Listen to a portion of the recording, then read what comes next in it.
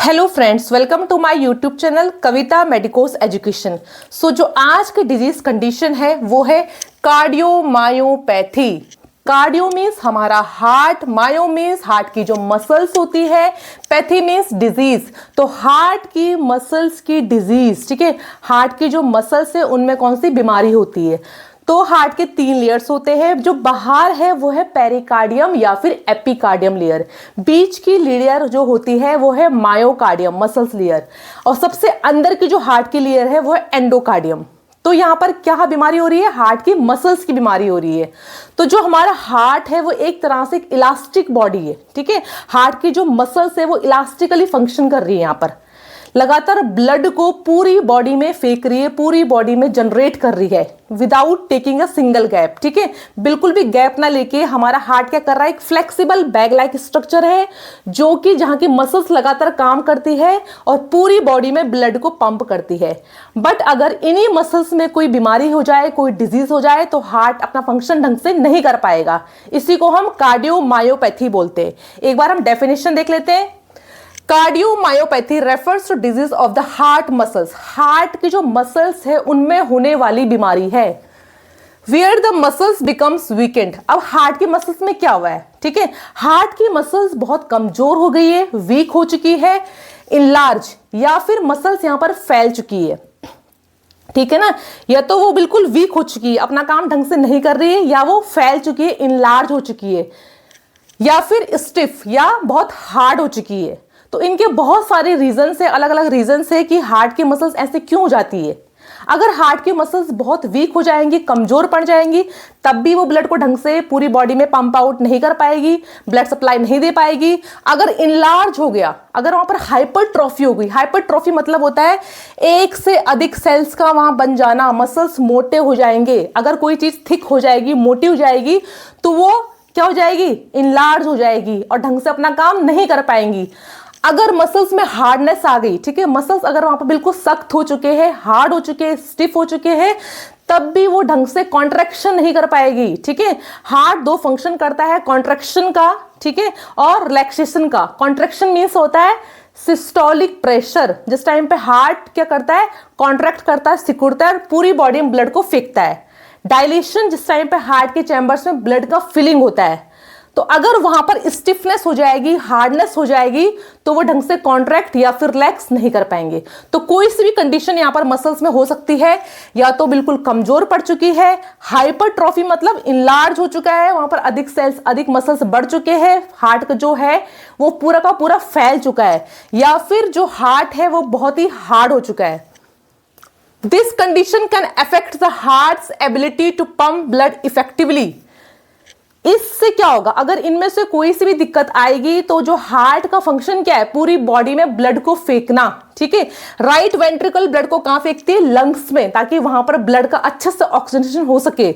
और left ventricle कहां फेंकेगी, पूरी की पूरी बॉडी में फेंकेगी। तो मेन काम जो है वो यहां पर किसका है, वेंट्रिकल्स का है, ठीक है। तो एट्रियम जो होते हैं उनकी जो लेयर्स होती है, मसल्स लेयर होती है, थोड़ा पतली होती है, क्योंकि एट्रियम का इतना फंक्शन नहीं है। बट जो वेंट्रिकल्स है इनकी मसल्स लेयर काफी मोटी होती है, काफी थिक होती है, ठीक है। मेन जो है वो लेफ्ट वेंट्रिकल का है, क्योंकि लेफ्ट वेंट्रिकल को अधिक ब्लड फोर्सफुली कहां फेंकना पड़ता है, पूरी हमारी बॉडी में फेंकना पड़ता है, और राइट वेंट्रिकल को लंग्स में। तो यहां पर जो वेंट्रिकल्स होंगे उनकी मसल थोड़ा थिक होगी। तो इससे क्या होगा, जो हार्ट है वो अपना फंक्शन ढंग से नहीं कर पाएगा, पूरी की पूरी बॉडी में ब्लड को नहीं फेंक पाएगा to rest of your body. It can be acquired. अब ये डिजीज कंडीशन क्यों होती है, ठीक है। एक्वायर्ड मीन्स ऐसी बीमारी जो किसी अन्य बीमारी से आती है, ठीक है। बट मेनली यहां पर यह देखा गया है जो कार्डियोमायोपैथी होती है इसका कोई भी ढंग से कारण नहीं है, ये बिल्कुल ही इडियोपैथिक है, बिल्कुल ही अननोन है।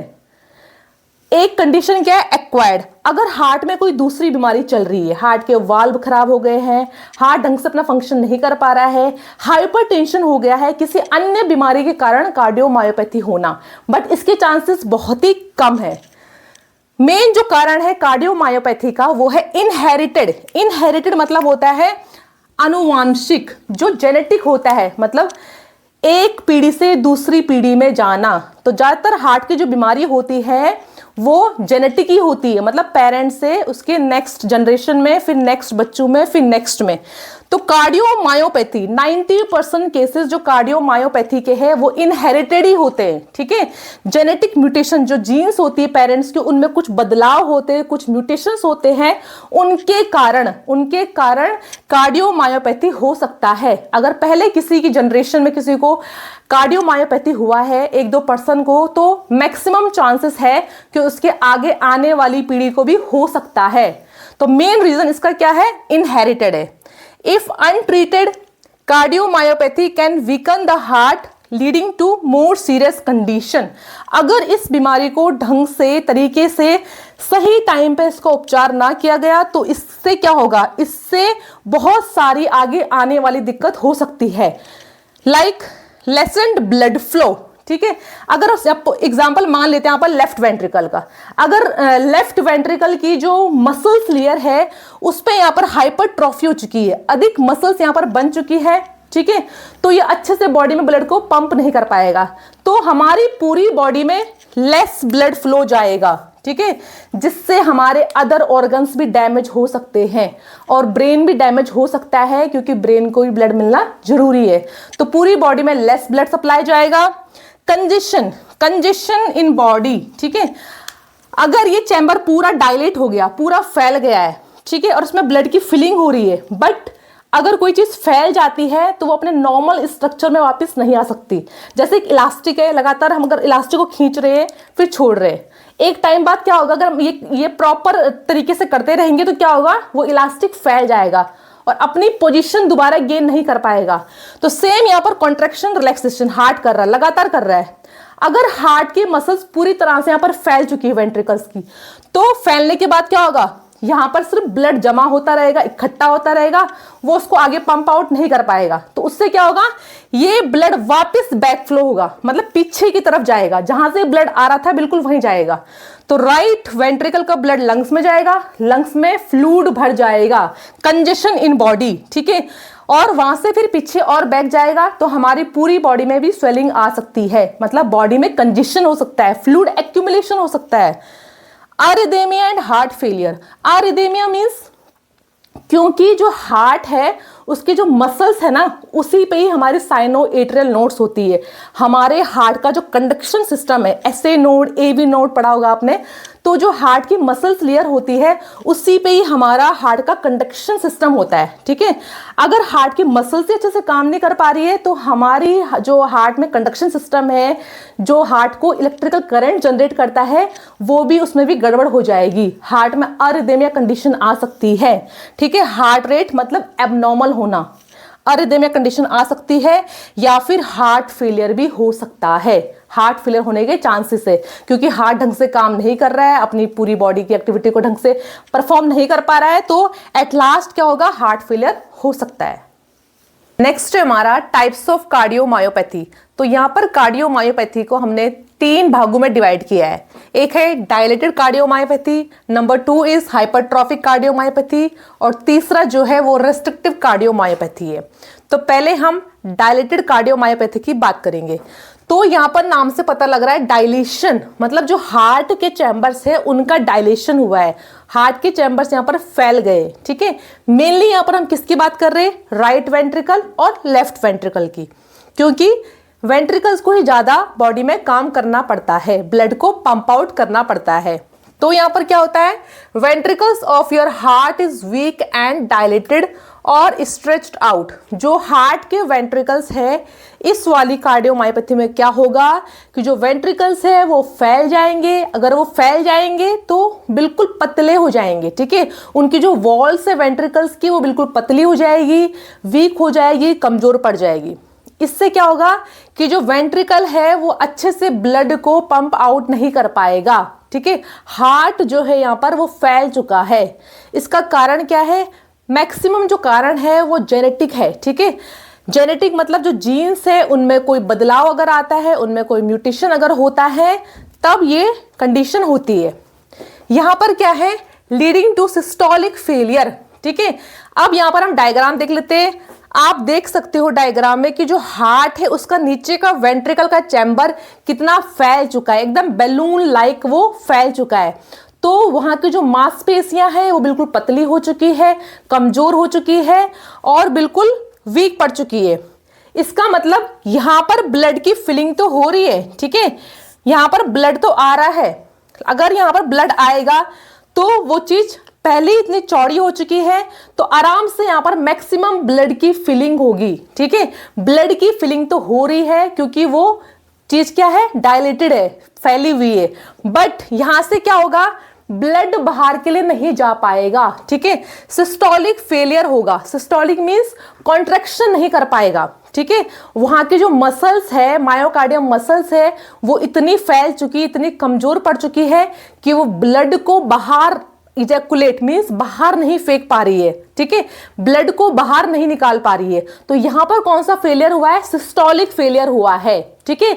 ये गुब्बारे के जैसे पूरा फूल चुका है, यहां पर ब्लड भर रहा है। डायस्टोल तो अच्छे से हो रहा है, बट डायस्टोल से क्या दिक्कत आ रही है, अगर डायस्टोल होता रहेगा, ठीक है, ब्लड बढ़ता रहेगा बट ब्लड बाहर नहीं जा पा रहा है, सिस्टोलिक डिसफंक्शन है, ठीक है, कार्डियक आउटपुट नहीं जा पा रहा है बाहर, तो क्या होगा, यहां पर ब्लड का एक्यूमुलेशन हो जाएगा, यहां पर ब्लड इकट्ठा होना शुरू हो जाएगा, ठीक है, कंजेशन होगा।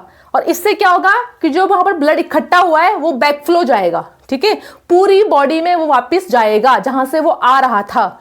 तो ये ब्लड वापस जाएगा, ठीक है, यहां से वापस जाएगा तो लंग्स में भी पेशेंट के कंजेशन देखने को मिलेगा और उसकी पूरी बॉडी में स्वेलिंग देखने को मिलेगी, ठीक है। मेन जो कारण है यहां पर वो क्या है, जेनेटिक है, ठीक है। सेकेंडरी कारण भी है, अगर किसी को डायबिटीज है या फिर हाइपरटेंशन है तो उससे क्या होता है, मसल्स की वॉल पे ज्यादा जोर पड़ता है और मसल्स कमजोर पड़ जाती है, फैल जाती है। नेक्स्ट हमारे पास है हाइपरट्रॉफिक कार्डियोमायोपैथी। नाम से पता लग रहा है हाइपरट्रॉफिक, सेल्स का अधिक बढ़ना, ठीक है, वहां पर जो मसल्स की लेयर है वो अधिक मोटी हो चुकी है, वो अधिक बन चुकी है, ठीक है। डायलेशन में जो मसल्स है वो बिल्कुल पतली है, ठीक है, मसल्स क्या है, बिल्कुल पतली है, थिन है।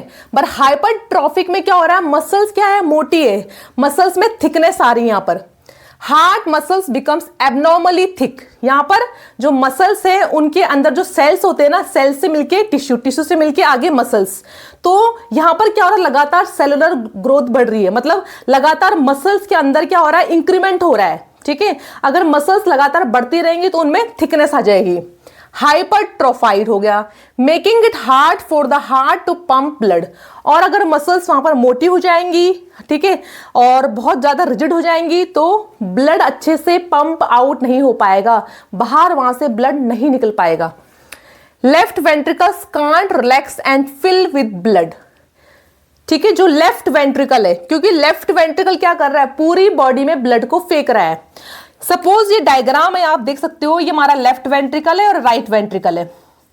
तो मेन जो मसल्स यहां पर मोटी होती है वो सेप्टम की होती है, ठीक है, सेप्टम की मसल्स में यहां पर थिकनेस आ जाएगी, जिससे क्या होगा, ऑब्स्ट्रक्शन आ रहा है, एक रुकावट आ रही है।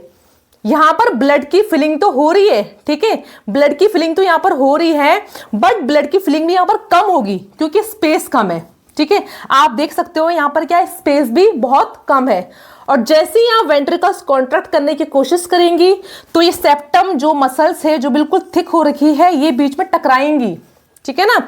जैसे थोड़ा बहुत यहां पर कॉन्ट्रैक्शन होगा तो यहां पर क्या होगा, ऑब्स्ट्रक्शन आएगा, टकरावट आएगी, क्योंकि ये चीजें आगे टकराएंगी और एक पतला सा रास्ता बनेगा ब्लड के बाहर निकलने का।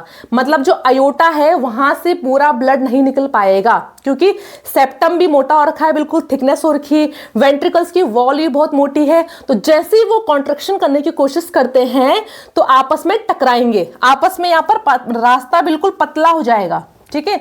जितना नैरो, जितना पतला रास्ता होगा, ब्लड भी उतना ही कम निकलेगा। तो हमारे जो अयोटा है उसमें भी कम ब्लड जाएगा और हमारी पूरी बॉडी में भी ब्लड की सप्लाई बिल्कुल कम होगी। नेक्स्ट है यहां पर हमारा रिस्ट्रिक्टिव कार्डियोमायोपैथी। रिस्ट्रिक्टिव मतलब किसी चीज को रोकना, रिस्ट्रिक्ट कर देना, ठीक है। तो हार्ट्स वेंट्रिकल्स बिकम रिजिड, यहां पर हार्ट की जो वेंट्रिकल्स है यहां पर ये क्या हो चुकी है, स्टिफ हो चुकी है, अकड़ चुकी है।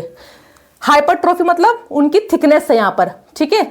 और रिस्ट्रिक्टिव मतलब जो मसल्स है ना वो एकदम हार्ड हो चुकी है, ठीक है, वो एकदम सख्त हो चुकी है। Because of scar tissue, scar tissue मतलब पहले जो हार्ट हमारा है उसमें जो मसल्स होती है उनमें एक इलास्टिसिटी होती है, ठीक है। हार्ट एक मस्कुलर ऑर्गन है, उसके अंदर जो मसल्स है उसके अंदर एक इलास्टिसिटी होती है ताकि वो ब्लड को अच्छे से पंप आउट कर सके।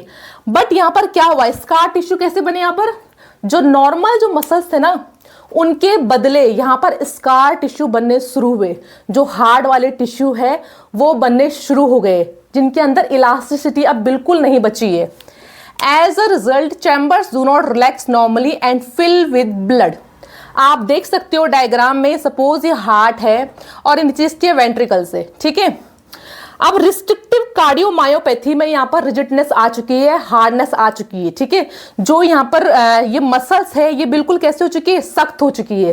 किसके कारण ऐसा क्यों होता है, इसका जो मेन रीजन है, अगर यहाँ पर हार्ट में किसी चीज का डिपोजिशन होना शुरू हो जाए, कोई चीज इकट्ठा होना शुरू हो जाए, आप डायग्राम में देख सकते हो जो ब्लैक वगैरह मैंने दिखा रखे हैं यहाँ पर, इसका मतलब अगर बॉडी में एक्स्ट्रा प्रोटीन बन रहा है तो उसका जो आधा प्रोटीन है एमोलाइट की फॉर्म में वो हार्ट में आके इकट्ठा हो जाएगा, ठीक है।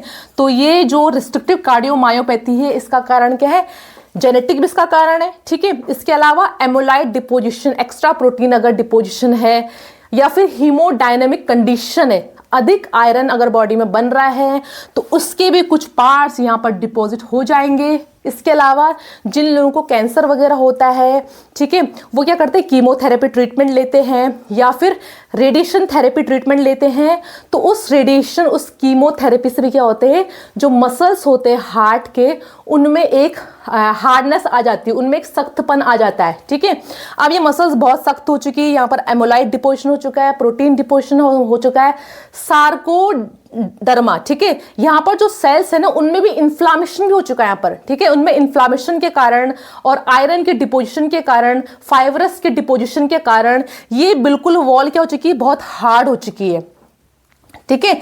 यहां पर दिक्कत कब आ रही है कि जो अगर कोई चीज हार्ड होगी तो वो अच्छे से रिलैक्स नहीं हो पाएगी, ठीक है।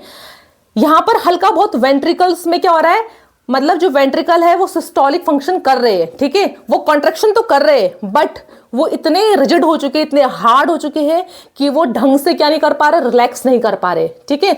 यहां पर वेंट्रिकल्स में इतनी हार्डनेस आ चुकी है कि वो ढंग से रिलैक्स नहीं कर पा रहे हैं, इसलिए यहां पर ब्लड की फिलिंग भी क्या होगी, कम होगी। ओके, तो ये थे हमारे टाइप्स ऑफ कार्डियोमायोपैथी।